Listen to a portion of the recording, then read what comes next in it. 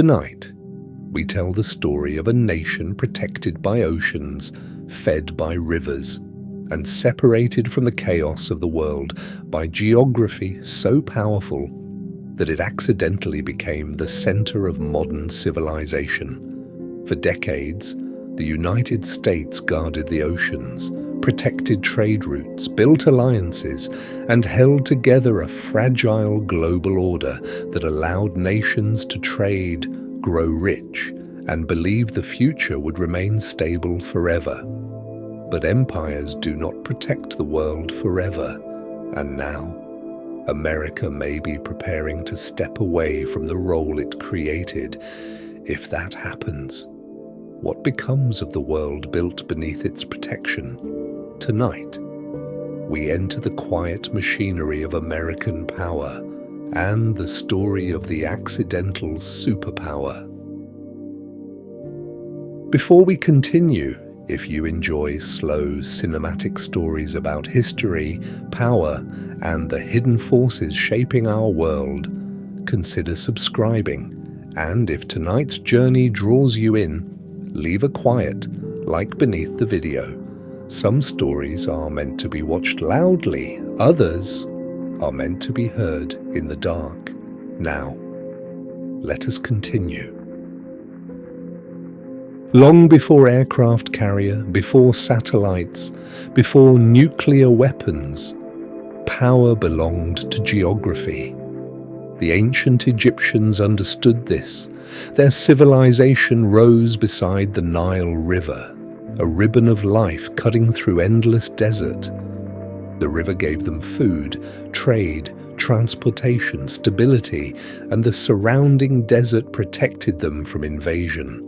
Empires are often remembered through kings and wars, but beneath every empire, there is usually something quieter. A river, a coastline, a mountain range, a fertile valley. Geography creates power long before politicians arrive. The Romans benefited from the Mediterranean Sea, which connected distant territories through trade and naval movement.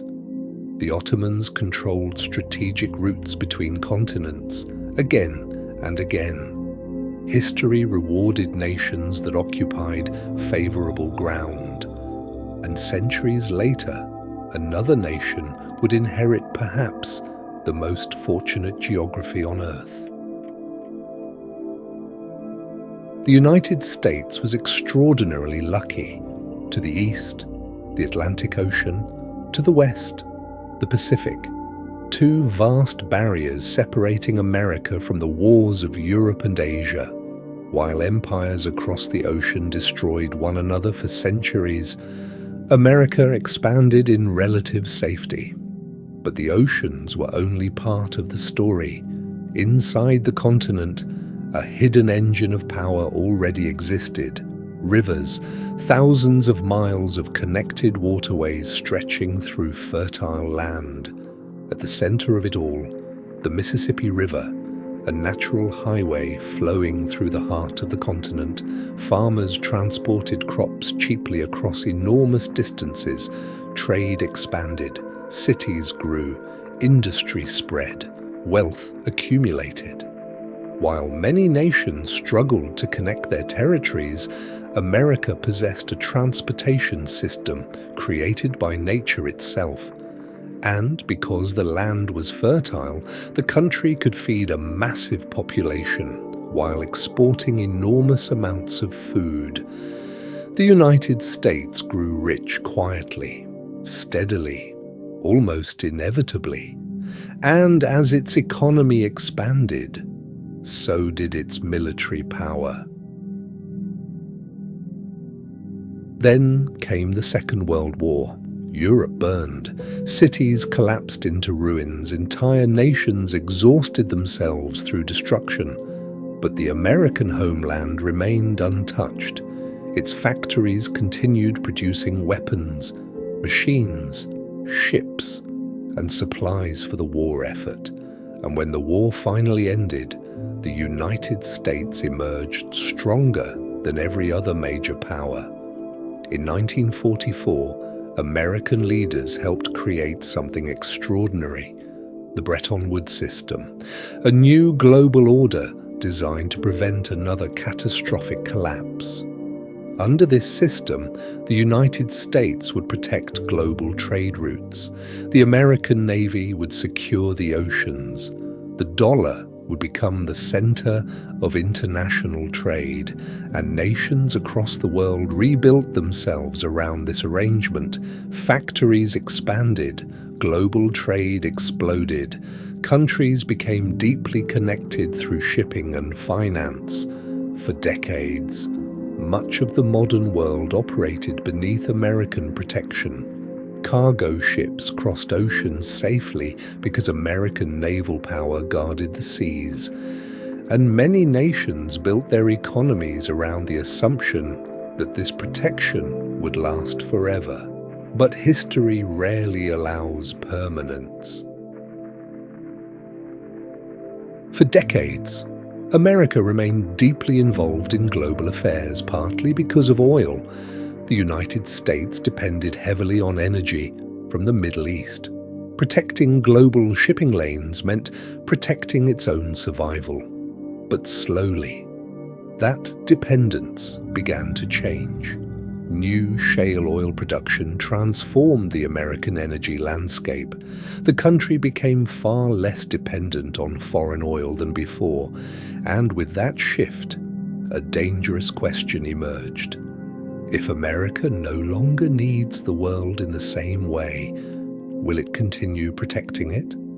The book argues that the United States may slowly withdraw from its role as guardian of globalization. And if that happens, many nations could face serious consequences, because much of the modern global economy depends on safe trade routes protected by American power. Without that protection, the world could become more unstable, more regional, and more dangerous. At the same time, another crisis is unfolding quietly across the industrialized world: aging populations. In countries like Japan, Germany, and much of Europe, people are growing older while birth rates decline. There are fewer young workers entering the economy, and more elderly citizens depending on healthcare and pensions. Over time, this weakens economic growth. Societies become slower, more fragile, less innovative, and as populations shrink, entire economies begin struggling to maintain the prosperity they once enjoyed. The book warns that many industrialized nations may face long periods of economic stagnation in the coming decades, especially if global trade systems begin weakening at the same time. If the American-led global order weakens, the world may begin fragmenting into competing regional powers. Trade could become more dangerous, travel more expensive, borders more restrictive, old rivalries could return. The book even suggests that Europe's stability may not be guaranteed forever. History still lingers beneath the surface of the continent, and without strong external stability, old tensions may slowly reawaken. Meanwhile, weaker nations dependent on American support could face growing instability. Power vacuums rarely remain empty for long. Something always rises to fill them.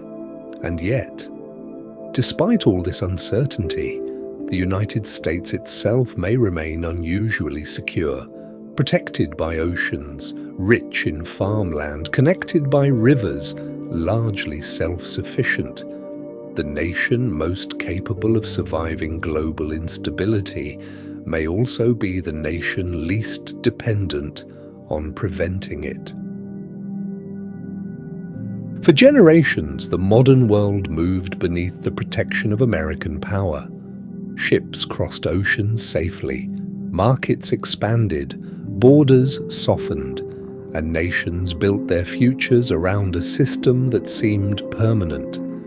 But perhaps the American century was only temporary, a brief moment in history held together by one nation's willingness to guard the seas. And if that willingness fades, the world may slowly return to something older, a world of competing powers, closed borders, regional conflict, and uncertain futures. Tonight's story was not simply about America. It was about the fragile systems that hold civilizations together, and what happens when those systems begin to weaken. Thank you for spending this night here. If this story stayed with you, you can return again for the next chapter in this series. This is U.S. Foreign Policy. Until then, sleep well and good night.